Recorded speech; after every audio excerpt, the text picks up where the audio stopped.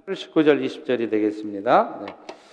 같이 합독해서 읽죠. 네, 시작. 예수께서 나와 말씀하여 이르시되 하늘과 땅의 모든 권세를 내게 주셨으니 그러므로 너희는 가서 모든 민족을 제자로 삼아 아버지와 아들과 성령의 이름으로 세례를 베풀고 내가 너희에게 분부한 모든 것을 가르쳐 지키게 하라. 볼지어다 내가 세상 끝날까지 너희와 항상 함께 있으리라 하시니라. 아멘.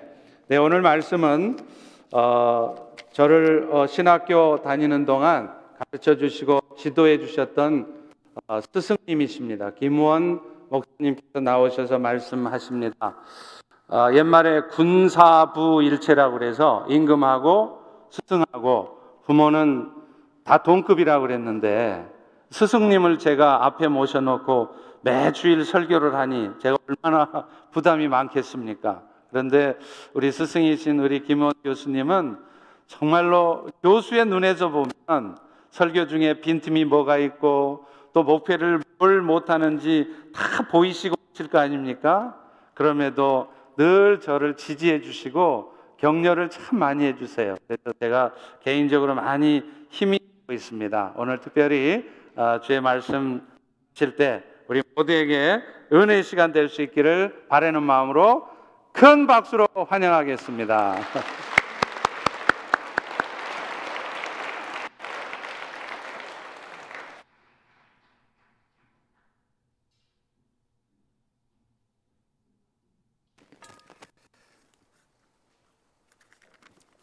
오늘 성탄절을 맞이하면서 읽은 본문이 좀 이상하지 않은가 하는 생각은 듭니다.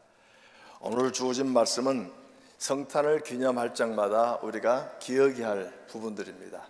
우리 여기 앉아있는 분들은 이미 오신 예수를 이미 믿고 또 중요한 것은 앞으로 오실 예수를 대망하면서 지금 보좌의 우편에 앉아 계시며 우세를 다스리시는 예수 그리스도, 그분과 우리와의 관계는 무슨 관계인가 하는 부분을 함께 살펴보려고 합니다.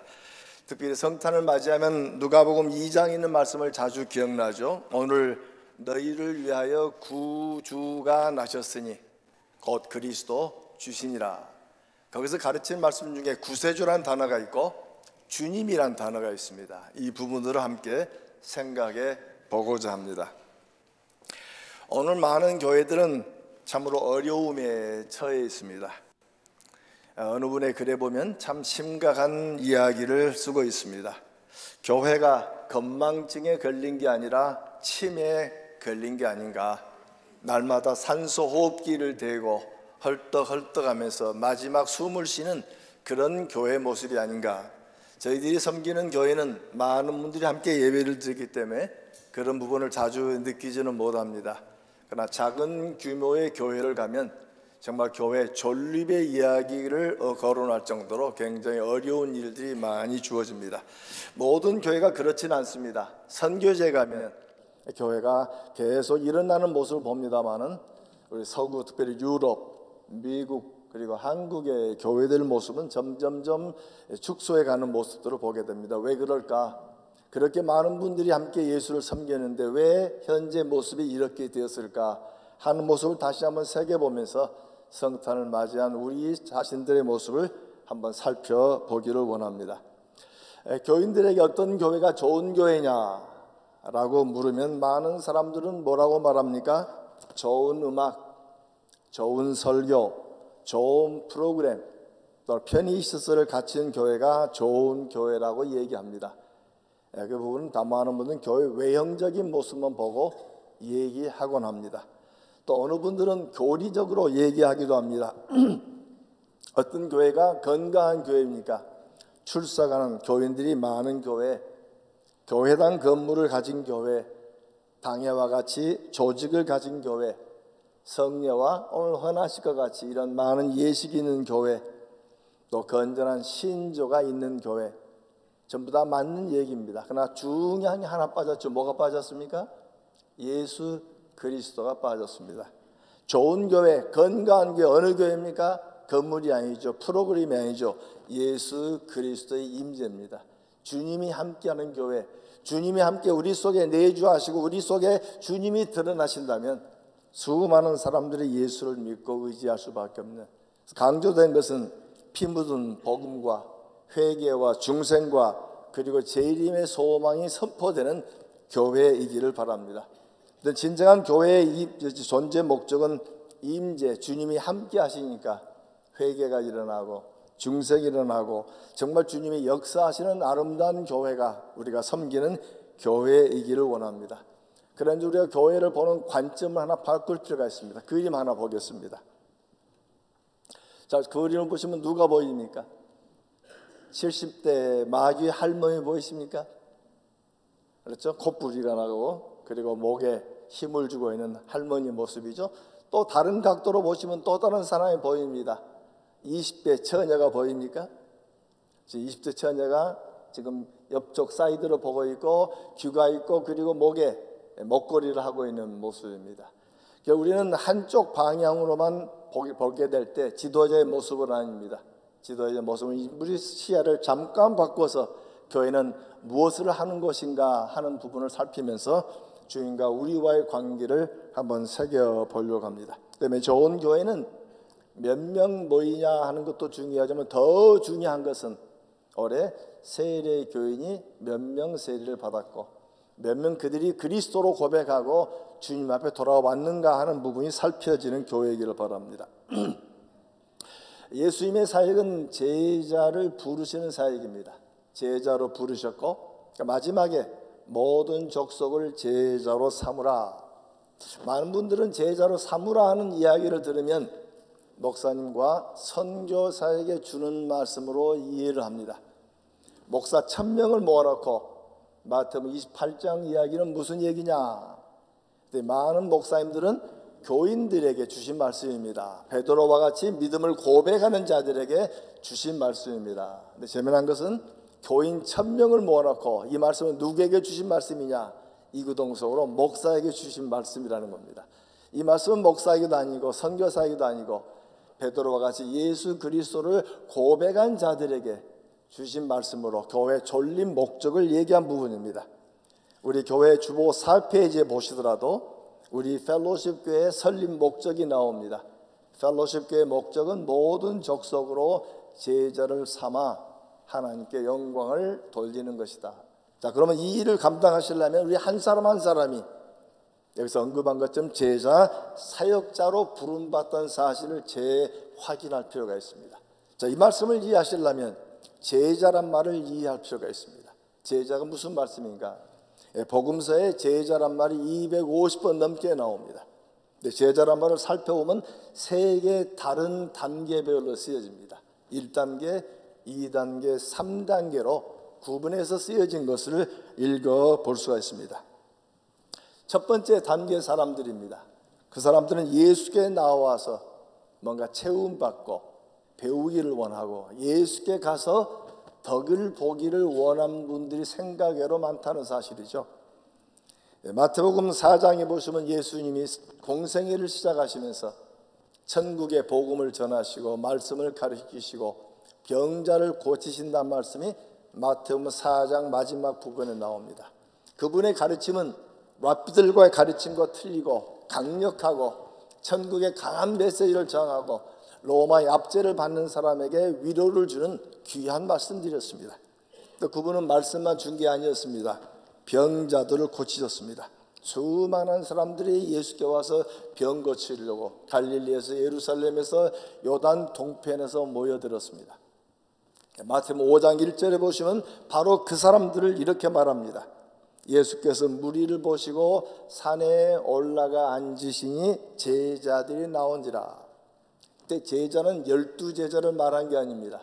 예수께 와서 말씀 듣기를 원해서 모였던 무리들을 향해서 쓰는 말입니다. 왜? 5장 2절부터 나오는 팔복의 말씀이 제자들에게만 주는 말씀이 아닙니다. 예수께 왔던 많은 무리들에게 8개 복을 얘기하시면서 하나님 나라가 무엇인가를 가르칠 때 대상이 모든 사람들이었습니다. 그 때문에 5장 1절에 보시면 예수께 와서 말씀 듣기를 원하고 병 낫기를 원하고 체험받기를 원하는 사람을 제자란 단어를 쓰고 있습니다. 교회도 이런 유사한 메시지를 자주 전하려고 합니다.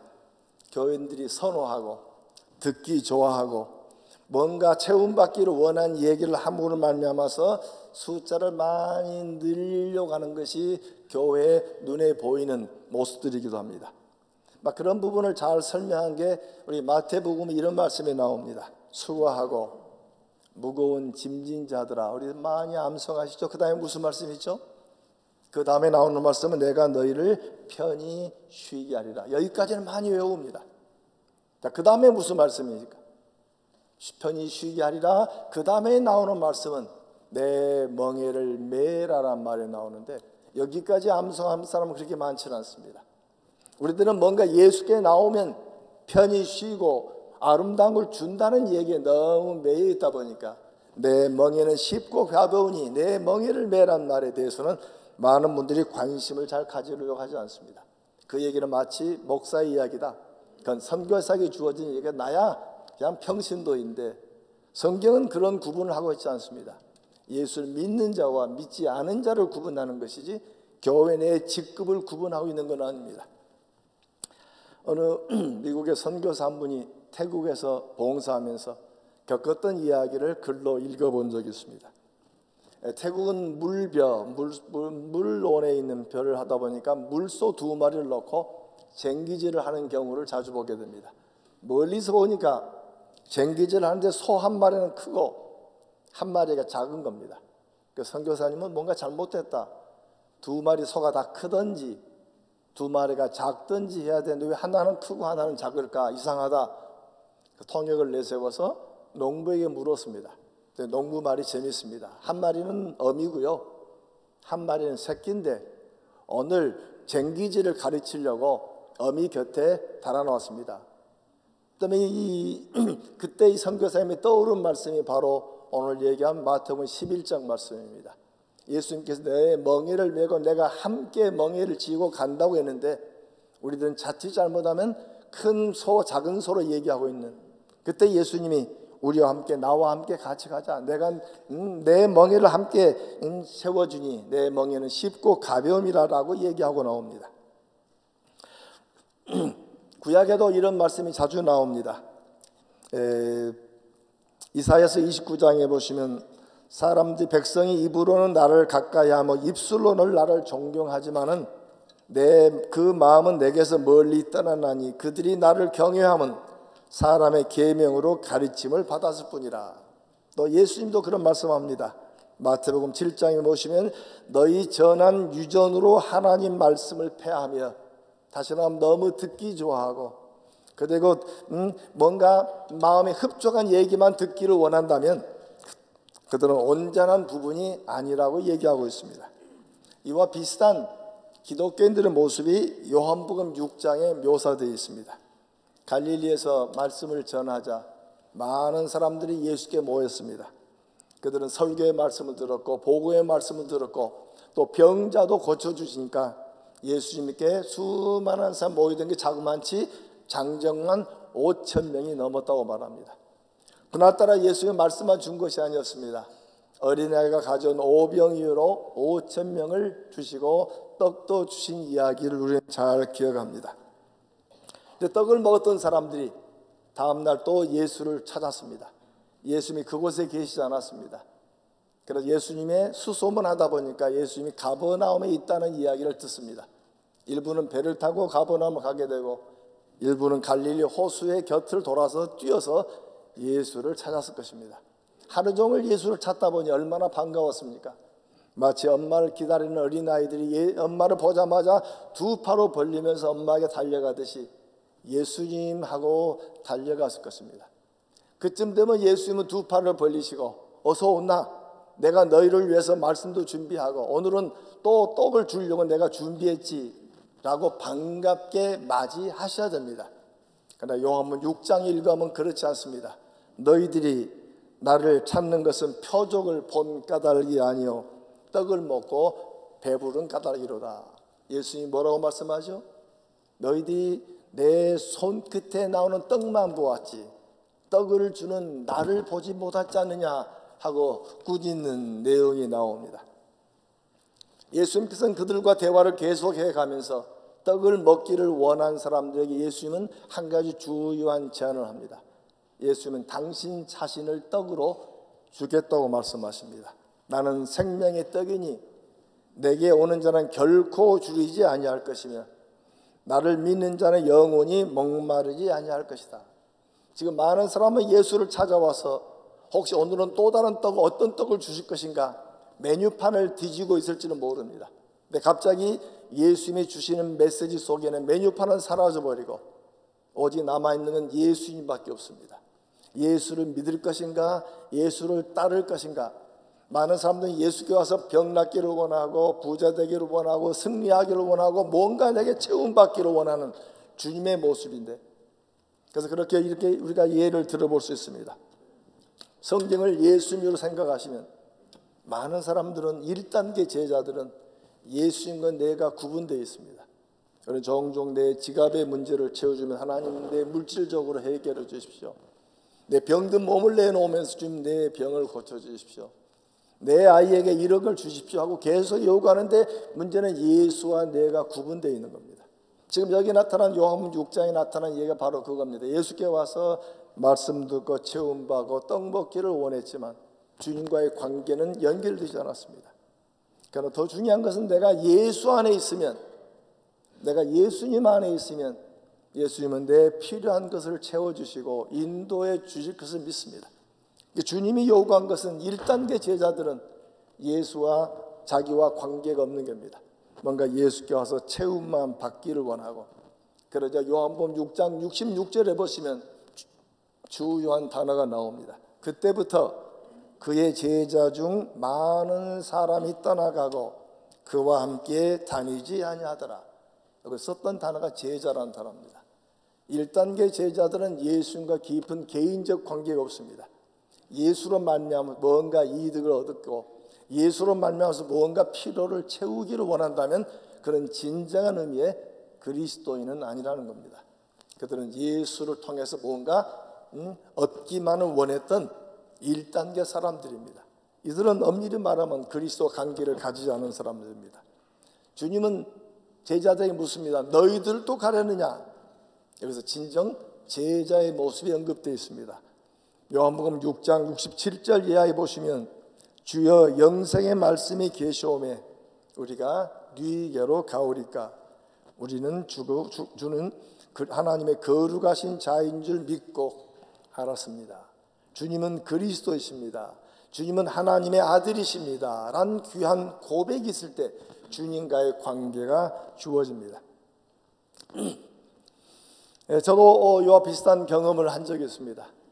신학을 공부하고 이제 박사 과정 때문에 필라델피아에서 뉴욕으로 옮겨갔습니다. 주변의 교회를 찾다 보니까 진보적인 교회가 많아서 보수인 교회를 찾느라고 3개월 이상 걸린 적이 있습니다. 어느 교회에 갔더니 정말 복음적인 설교를 하는 교회였었고 7년째 제자 사역을 하는 교회이기도 합니다. 그 교회 막 설교를 들으고 그 교회를 보니 너무 마음에 들어서 예배를 마치자마자 담임 목사님에게 이 교회에 등록하겠다고 내 자신을 소개했습니다. 내가 미국에 어느 신학교를 나왔다 했더니 목사님이 반색하시는 겁니다.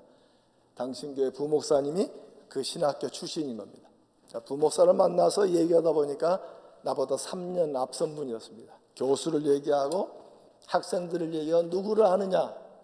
우리가 학교를 졸업한 지를 충분히 알게 되었습니다. 그래서 그 교회를 등록하겠다고 부목사 얘기했더니 목사님 잠깐 기다리라는 겁니다. 그 다음 주일날 와서 예배를 드리려 하니까 헌금 봉투에 번호가 적힌 봉투가 필요해서 나도 등록시켜두고 봉투를 달라고 했더니 부목사님이 또 기다리라는 겁니다. 세 번째 주일날은 우리 집 신방 와달라고 약도를 그려주고 초대를 했는데 또 목사님 기다리라는 겁니다. 네 번째 주가 되었습니다. 그랬더니 저 목사님이 찾는 겁니다. 찾더니 저하고 집사람에게 다음 주부터 신입반이 모이니까 참석을 하라는 겁니다. 저는 이제 안수만 받으면 목사 될 사람인데 신입반을 가라니 무척 당황스러웠습니다. 날 무시해도 한참 무시한 것이 아닌가. 근데 집사람은 그 얘기를 했더니 저를 쿡 찌르는 겁니다. 이 교회 다니자는 겁니다. 신입반을 참석하자는 겁니다. 그래서 3부 예배 중에 2부 예배 때 8주간 신입반을 참석한 적이 있습니다. 장로님 한 분이 8주 동안 성경은 무엇이고 그리스도는 누구시고 하나님은 누구시고 성령님은 어떤 일을 하시며, 그리고 마지막 8째 주간에는 바벨론 장로교회 제자 사역을 얘기하면서 8주를 마쳤습니다. 마쳤더니 그 주간 수요일 날 교회를 오라는 겁니다. 수요 예배가 없는 교회인데 우리 신입반을 전부 초대하는 겁니다. 그래서 시간 맞춰 갔더니 큰 홀에 장로님들이 3분씩 앉아 계신 겁니다. 그러니까 3 장로 앞에 저하고 집사람을 앉으라고 하는 겁니다. 앉았더니 멀리서 목사님 묻습니다. 지금도 목사님 성함이 기억납니다. 그레이 목사님이 멀리서 질문을 합니다. 오늘 밤 주님께서 우리의 영혼을 부르신다면 우리는 하나님 앞에 서게 되어 있습니다. 하나님 우리를 바라보시고 내가 너를 지옥에 보내지 않고 왜 천국에 보내야 되느냐, 그 이유를 묻는다면 뭐라고 답하시렵니까? 저는 그때 처음 듣는 질문이었습니다. 77년도 전도 폭발 세미나 2번째 질문입니다. 한국교회 같으면 어떻습니까? 장로님들께서 김전도사 다 아는 얘기인데 우리 교회에 들어오려면 신입반을 통과해야 되거든 하면서 뭔가 답을 제쳐갈지 모릅니다. 제자 훈련을 받은 장로님들은 그렇지 않더군요. 나이 많은 장로님이, 주님이, 내가 장로 된 지 32년 됐지만 주님이 나를 부르신다면 나는 예수를 믿는다는 말 외에는 없습니다. 40 초반의 장로님이 무릎을 철썩 치시면 그렇지요. 예수를 믿는다는 말보다 더 자랑스러운 말이 있을까요? 3번째 여자 장로님이 눈물을 주르 흘리시면서 주 예수여 어서 오시옵소서. 저희도 당연히 예수님은 나의 주님이십니다. 나도 주님인 걸 믿습니다. 저와 집사람이 고백을 했습니다. 40대 장로님이 일어나서 목사님, 우리 앞에 있는 형제 자매가 우리와 똑같이 예수님을 주님으로 믿는 우리 형제입니다. 교인으로 받아들이기를 동의합니다. 그러나 그 교회 3년을 넘게 다닌 적이 있습니다. 저는 그때 중요한 사실을 배웠습니다. 예수를 믿습니까? 라고 주변에서 누가 물어온다면 우리는 뭐라고 답해야 됩니까? 예, 나는 펠로십 교회 안수집사입니다. 나는 장로입니다가 아니죠. 먼저 주어진 말은 어떤 말일까요? 저는 목사입니다가 아니죠. 나도 예수 그리스도를 주님으로 믿습니다.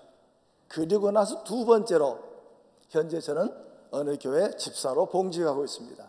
먼저 할 말이 아니고 집사와 직분에 관한 얘기는 2번째 주어진 얘기고, 먼저 할 말은 어느 상황 속에서도 주어진 얘기는 나도 예수 그리스도를 믿습니다 고백하는 저와 여러분이 되기를 원합니다. 그 때문에 진정한 예수님이 제자들에게 너희들도 가라느냐, 너희들도 내게 떡 먹으러 왔느냐, 아니죠. 제자들의 고백은 영생의 말씀이 계시오매 예수는 우리의 주님이십니다, 우리의 구세주입니다 라고 고백하는 고백을 합니다. 구세주란 말은 성경에 몇 번 나오지 않습니다. 구주라는 말, 기쁘다 구주 오셨네, 구주란 말은 구세주란 말이고, 구세주는 나를 위하여 죽으시고 그리고 부활하신 주님. 우리 한국교회는 예수님을 구세주란 고백을 참 많이 합니다. 나를 위하여 죽으시고 나를 위하여 부활하시고 그 죽으시고란 말 속에 뭐가 포함되어 있습니까? 결국 예수님이 오신 탄생의 예언을 하는 이사야서에 보면은 흑암 속에 빛이 비친다고 말씀합니다. 흑암에 행하는 백성의 큰 빛을 보고 사망의 그늘질 땅에 거하는 자에게 빛이 비치었도다. 그 빛이란 말 곧 이어서 한 아기가 낳고, 그 아기는 우리의 왕이시고 그 왕이 우리에게 오셨음을 설명하는 언급이 나옵니다. 그래서 신약 성경에도 예수님을 빛으로 설명합니다. 빛으로 오신단 말은 무슨 말씀이죠? 빛이 오면 어두움은 사라져 버립니다. 빛하고 어두움이 공존하지 않습니다. 예수를 구세주로 고백한다는 얘기는 회개한다는 말입니다. 내가 예수와 더불어서 내 모든 죄가를 다 땅에 그리스도의 십자가에 묻고 내가 그리스도 앞에 진정의 회개가 일어난 것으로. 그 때문에 진정 하나님의 사람들은 그리스도와 관계 속에 내 모든 죄가가 사라지고 주님 앞에서 내가 하나님의 사람이 되었습니다라는 고백이 담겨져 있습니다. 그런데 우리 종종 회개란 말을 자칫 오해해서 후회하고 혼돈합니다. 회개란 것은 돌아선다는 말입니다. 예를 들어 보면 뉴욕에 가는 기차를 타려고 워싱턴 시내에 가서 기차를 탔습니다. 분명히 기차는 북쪽으로 가야 되는데 타고 보니까 기차가 리치몬드 쪽으로 가고 있는 겁니다. 방향이 잘못된 거면 어떻게 해야 됩니까? 그래서 일부 사람들은 리치몬드 가는 방향이 잘못됐으니까 안에서 의자를 다시 뒤바꿔 돌려서 뉴욕 쪽으로 바꿔가면 내가 뉴욕을 가는 게 아니죠. 그리고 많은 분들이 회개는 의자만 바꾸는 겁니다. 진정한 회개는 뭐죠? 기차를 내려야 됩니다. 내려서 뉴욕 가는 방향으로 바꿔 타야 됩니다. 진정한 회개는 내가 살았던 내 삶의 모든 꿈과 욕망과 비전을 다 땅에 묻어버려 그리스도에 묻어버리고 그리스도 앞에 다시 살아가는 그 모습으로 주님은 요구하고 계십니다. 그 때문에 진정한 구세주의 고백은 내가 예수 그리스도와 더불어 내가 십자가에 못 박혔음을 분명히 고백하는 고백 속에 나타나 있습니다. 자, 그런데 예수님은 그 단계에서 멈추지 않았습니다. 2단계에서 멈추지 않았습니다. 한 단계를 더 요구하십니다. 누가복음 9장에 보시면 그 내용을 자세히 보시면 오병이어 사건이 주어집니다. 오병이어 사건으로 그들을 다 먹이신 다음에 한참 뒤에 9장에 보시면 사람들이 나를 누구라 하느냐 하는 묻는 말씀이 나옵니다. 그랬더니 제자들이 죽었던 엘리야라 하더군요, 선지자 중에 하나라 하더군요 하고 여러 가지 얘기를 많이 끄집어냅니다. 그때 예수님이 제자들이 묻습니다. 너희는 나를 누구라 하느냐? 그때 베드로가 고백합니다. 하나님의 그리스도이십니다. 아까 누가복음 2장 말씀처럼 구세주 곧 그리스도 주신이라 할 때 정확하게 그리스도십니다 고백을 합니다. 예수님께서 거기서 끝나지 않았습니다. 누가복음 9장 23절에 보시면 주의한 말씀을 합니다. 함께 한번 같이 읽어보겠습니다. 아무든지 나를 따라오려거든 자기를 부인하고 날마다 제 십자가를 지고 나를 따를 것이니라. 이 말씀은 누구에게 한 말입니까? 예수를 그리스도라고 고백한, 예수님이 구세주라고 분명히 고백한 자들에게 예수님이 명령한 말씀입니다.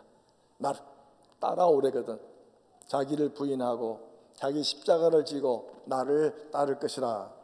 자, 우리는 이 말씀이 나오면 매우 불편합니다. 이 말씀이 나오면 그러면 내가 다 집어치고 신학교를 가란 말인가? 다 버려두고 선교지를 가란 말인가? 주님은 그렇게 말하고 있지 않습니다. 여기서 가르치는 중요한 말씀은 나를 따라오려거든 자기를 부인하고 자기 십자가를 지란 말인데 이 말을 깊이 한번 바라봐야 됩니다. 첫 번째, 자기 십자가는 어떤 십자가입니까? 우리는 이 말을 종종 잘못 이해합니다. 마치 예수 믿지 않은 남편이 자기 십자가라 말합니다. 말 듣지 않은 자식이 내 십자가라 그럽니다. 종종 우리 며느리들이 숨어서 우리 시어머니가 십자가라고 말합니다. 십자가란 말은 주님만이 지을 수 있는 것이지 우리가 다른 사람을 위해서 지을 수가 없는 겁니다. 자기 십자가를 진다는 이야기는 자기 죄가를 예수님 십자가에 다 놓는다는 말입니다. 남을 위해 십자가를 짓는 것이 아니고 결국 죄에 대하여 내가 죽었음을 선포하는 메시지입니다. 갈라디아 5장 24절로 이런 말씀이 있습니다. 그리스도 예수의 사람들, 다른 말로 말하면 제자들이죠. 제자들은 육체와 함께 그 정욕과 탐심을 십자가에 못 박았느니라. 자기 십자가를 지낸다는 것은 내 모든 정욕과 욕심을 그리스도 십자가에 다 묻었다는 겁니다. 바로 그 주님이 우리 대신해서 모든 걸 용서하심을 설명한 구절이기도 합니다. 또 갈라디아 6장 14절에 보시면 내게는 우리 주 예수 그리스도 십자가 외에 결코 자랑할 것이 없으니 그리스도로 말미암아 세상이 나를 대하여 십자가에 못 박히고 내가 또한 세상에 대하여 그러하니라. 다른 말로 말하면 세상과 우리와의 관계를 설명한 구절입니다. 세상에 대해서는 나는 죽은 자입니다. 내 모든 세상과의 관계가 다 끊어지고 내 욕심과 충동과 모든 비전이 다 사라지고 오직 주님의 비전으로 바꿔된 이야기를 설명한 구절입니다. 자기를 부인한단 말은 결국 내 삶의 주인이 누구인가를 밝히는 부분이기도 합니다. 그러면 주님은 왜 우리에게 내 십자가를 지고 자기를 부인하거나 말을 쓸까요? 여기서 강조되는 우리의 부정적 얘기가 아닙니다. 이 말씀의 출발점하고 마지막 점에는 따르라라고 하는 긍정적인 표현이 있습니다. 나를 따르려거든. 그리고 마지막에 따르라 하는 명령이 나옵니다. 그러면 주님과 함께 따라가려면 어떻게 해야 되느냐? 자기 십자가를 지고 자기를 부인하고 따라가자. 그래서 우리 주님은 부정적인 메시지를 전하고 있는 게 아닙니다. 긍정적입니다. 내게 오라. 내가 함께 너희 모든 걸 지고 내와 함께 동행할 테니 나를 따라오려거든. 자기를 부인하고 자기 십자가를 지고 세상에 대해서는 줄을 끊어버리고 자기를 부인하고 하는 것 속에서는 결국 내가 내 자신의 주인이던 삶을 다 버려버리고 예수님이 주인인 삶으로 바꾼 삶으로 살아가도록 우리에게 요구하고 있습니다. 주님은 함께 따라가는 것 속에 우리에게 주신 주님의 명령, 모든 족속을 제자로 삼고 그 말씀은 우리 모두가 다 우리의 삶이 주님을 드러내는 삶인 것을 우리에게 가르쳐 주는 말씀입니다. 사도 바울은 이런 삶의 모습을 잘 설명해 준 게 세례입니다. 우리는 세례 예식을 다 받은 줄로 압니다. 세례라고 하는 말은 단순히 물뿌림의 이야기는 아닙니다. 물뿌림 이전에 그 속에 주어진 중요한 가르침은 예수와 함께 죽고 예수와 함께 살아났음을 설명하는 말씀이기도 합니다. 그 세례라고 하는 것은 로마서 6장에 보시면 이런 말씀이 있습니다. 그리스도 예수 앞에 세례를 받은 우리는 그의 죽으심과 합하여 세례 받은 줄을 알지 못하느냐. 세례 받는다는 이야기는 예수와 함께 죽었음을 설명하는 구절입니다. 자기를 부인하는 이야기입니다. 세상에 대해서는 자기와 모든 관계가 끊어지고 이제 죽었다는 사실만 강조된 게 아니죠. 로마서 6장을 계속 읽어나가면 그리스도와 함께 죽으시는 자는 다시 연합하여 주님과 함께 일으키심을 얻었다고 말합니다. 그래서 로마서 6장 5절에 이런 말씀이 있습니다. 우리가 그의 죽으심과 같은 모양으로 연합한 자가 되었으면, 그 다음에 무슨 말씀이죠? 또한 그의 부활과 같은 모양으로 연합한 자가 되었다고 말합니다. 세례라고 하는 것은 예수와 함께 죽고 이제 예수와 함께 살아났음을 표현하는 표시입니다. 근데 우리 교회가 너무 세례를 쉽게 주어버리다 보니까 그냥 세례 받으면 나는 모든 게 다 끝나버린 걸 생각한 게 아니고 세례를 받는 것은 내 옛사람은 죽었습니다. 그리고 나는 주님과 다시 함께 살았습니다라는 언급이기도 합니다. 전도 폭발 세미나를 들으느라고 80년 초반에 아이오와주를 간 적이 있습니다. 집회를 일주일 마치고 그리고 주일을 그 지역 교회에서 섬기게 되었습니다. 아주 큰 침례교회였습니다. 설교하기 직전에 침례식이 있더군요. 침례식은 자주 보았기 때문에 새로운 것은 아니었습니다. 뒤에 커튼이 열리니까 큰 침례조 탱크가 나오고 그 침례 바닥분에 쭉 줄을 서 있습니다. 다 옷들을 갈아입고 흰 옷을 입고 목사님 물속에 들어가셔서 이제 침례 받는 분들을 침례식을 계행하는 부분입니다. 한 손으로 목을 잡고 한 손으로 코를 막고 물속에 집어넣으면서 영어로 표현할 때는 I baptize you로 해야 되는데 이분이 쓰는 단어는 그 단어가 아니었습니다. I kill you 하고 물속에 집어넣는 겁니다. 내가 너를 성부와 성자 이름으로 너를 죽이고 다시 일으켜 세우느니라. 그게 세례입니다.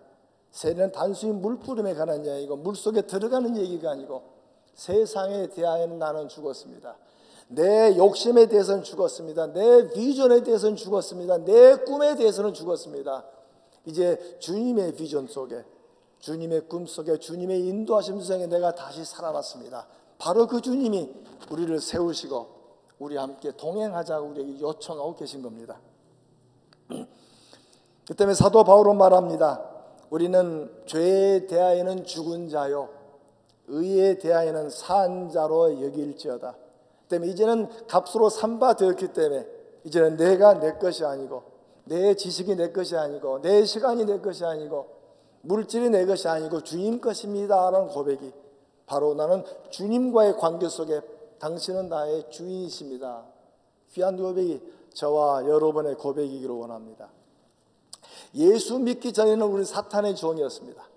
사탄의 종이란 말은 참 많이 쓰죠. 사탄의 나라 헌법 제1조가 뭔지 압니까? 사탄의 나라 헌법 제1조 네 마음대로 해라. 자기 마음대로 해라. 그런데 우리는 사탄의 종 되었던 우리를 주님이 다시 살리시고 당신 나라의 백성으로 삼으셨습니다. 우리는 옛날도 종이었지만 예수를 믿은 후에도 종입니다. 우리는 하나님의 종입니다. 하나님의 종은 하나님 나라의 헌법 제1조는 뭐죠? 헌법 제1조는 하나님의 뜻대로 하는 겁니다. 하나님의 원하신 바가 뭔가.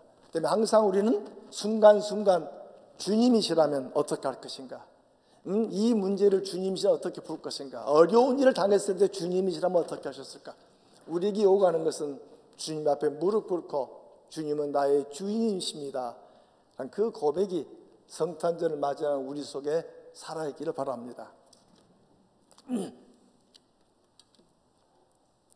중국에 사역하다가 오랜 전 이야기입니다. 중국 서부 지역은 물이 많이 없습니다. 메마른 지역들입니다. 서부 지역에 들어갔는데 세례식을 한다는 겁니다.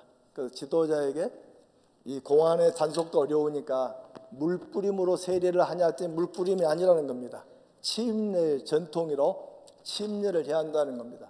그래서 주변에 가면 수영장이 있는가 강이 있는가 메마른 지역이니까 수영장도 없고 강도 없습니다. 물이랑은 유일하게 동네 중앙으로는 조그마한 도랑밖에 없는 겁니다. 그래서 이 도랑에서 어떻게 할 거냐 그랬더니 좀 자기를 따라오라는 겁니다. 그래서 새벽 이른 아침에 이분들이 세례 받을 자를 데리고 동네 어귀로 나갔습니다. 동네 어귀로 나가니까 밤새 물이 가라앉는 바람에 위에는 깨끗하게 보이죠. 그러더니 조금 지나니까 심례식을 하는 겁니다. 20대 후반 젊은 남자분이 심례 받겠다고 도랑 속에 딱 엎지는 겁니다. 참 난처한 그 구정물 속에 딱 엎지는 겁니다. 그랬더니 그 다음에 이 지도자가 성부와 성자와 성령 이름으로 세례를 주노라 하고 일어났습니다. 거기까지는 잘 아는 얘기입니다. 근데 일어나자마자 젊은 친구가 막 뒤를 만져보는 겁니다. 그때 뭐라 하더니 다시 거꾸로 들어가는 겁니다. 그래서 통역에 물었습니다. 지금 뭐라고 하는 거냐 했더니 그 젊은 친구가 내가 덜 죽었네. 뒤가 덜 젖은 겁니다. 다시 들어가는 그 모습 속에 참 무서운 광경이기도 하지만 정확한 세례의 의미를 얘기한 부분입니다. 이제는 내가 죽었습니다. 이제는 그리스도 앞에 내가 다시 살아났습니다. 성탄을 맞이하는 우리가 고백할 유일한 고백은 구주로 오신 주님만 강조한 거예요. 바로 그 주님이 그 구세주가 우리의 주님이라는 사실이 고백되는 성탄이기를 바랍니다. 그때 우리들은 교회에서 구세주라는 고백을 참 많이 합니다. 예수님은 나를 위하여 죽으시고 부활하셨습니다. 멋있는 고백이죠. 그러나 왜 주님은 나를 위해 죽으시고 부활하셨습니까? 왜 주님은 우리를 예수 믿게 하셨습니까? 내가 예수를 믿으려고 애쓴다고 믿어지는 건 아닙니다. 신앙이 어렸을 때는 내가 믿은 것처럼 보이지만 신앙이 한참 성장하고 뒤를 바라보면 믿게 하신 건 주님이십니다. 왜 주님이 우리를 믿게 하셨습니까? 그 답이 주님이란 고백입니다. 주인은 나의 주인이 되기 위하여 나를 위하여 죽으시고 부활하셨습니다. 가장 주체는 그래서 성경에 구세주란 말은 한 20몇 번밖에 안 쓰입니다. 사도행전은 주님 이제 구세주란 말은 2번밖에 안 쓰입니다. 사도행전의 수많은 고백은 주님이란 고백입니다. 100번이 넘게 사도행전만 100번이 넘게 쓰이고 신약성 정전은 600번이 넘게 쓰입니다.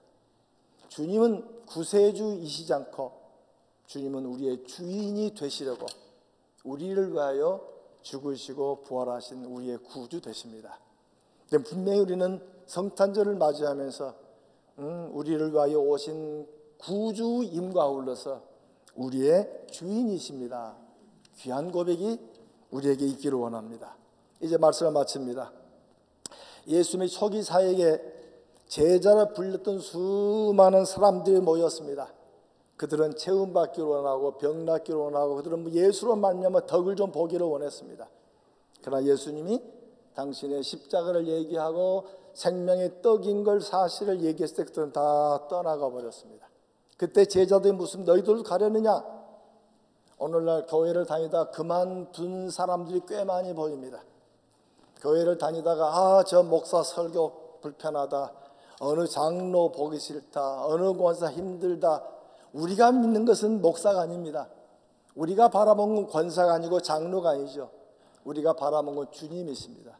바로 그 주인이 오늘 우리 속에 찾아오셔서 우리 속에 임재하시기 때문에 우리가 바라보는 것은 옆 사람이 아니죠. 믿지 않은 저 사람들입니다. 그래서 종종 교인들이 묻습니다. 교회는 우리들의 교회입니까? 저들을 위한 교회입니까? 우리 많은 분들은 교회가 우리들 교회라 하지 아니죠. 우리들 교회가 아닙니다. 저들을 위한 교회입니다. 믿지 않은 영혼들이 우리의 삶을 바라보고 우리의 행실을 바라보고 우리의 말을 통해서 정말 하나님 믿는 사람은 저런 사람들이구나 하고 함께 묻어 들어와서 이곳에 예수가 고백되어지는, 정말 이 교회를 통해서 하나님의 살아계심이 증명되는 아름다운 교회로 성숙해 가기를 원합니다. 성경 구절 갖고 마치려고 합니다. 갈라디아 2장 20절 함께 찾아보십시다. 갈라디아 2장 20절 우리 이제는 이라부터 한번 같이 읽겠습니다. 이제는 내가 사는 것이 아니요 오직 내 안에 그리스도께서 사신 것이라. 오늘 성탄을 맞이하는 우리들은 이제는 내가 산 것이 아니고 내 안에 그리스도가 살아계셔서 나를 당신의 종으로 삼으셔서 나를 들어 쓰십니다. 우리 교회를 쓰십니다. 우리의 가정을 쓰십니다. 우리의 강건함을 쓰시고 우리의 시간을 쓰시고 우리의 재정들을 쓰시고 저분이 주인이시기 때문에 주님의 귀한 고백이 저와 여러분의 고백이 되기를 바랍니다. 기도하겠습니다. 하나님 아버지, 성탄을 맞이하면서 구세주로 오신 예수만 기억하지 아니하시고 지금 하나님의 보호자 안에 우편에 앉아 계셔서 우리를 다스리시는 주인 되신 예수 그리스도를 고백하는 귀한 시간이 되기를 원합니다.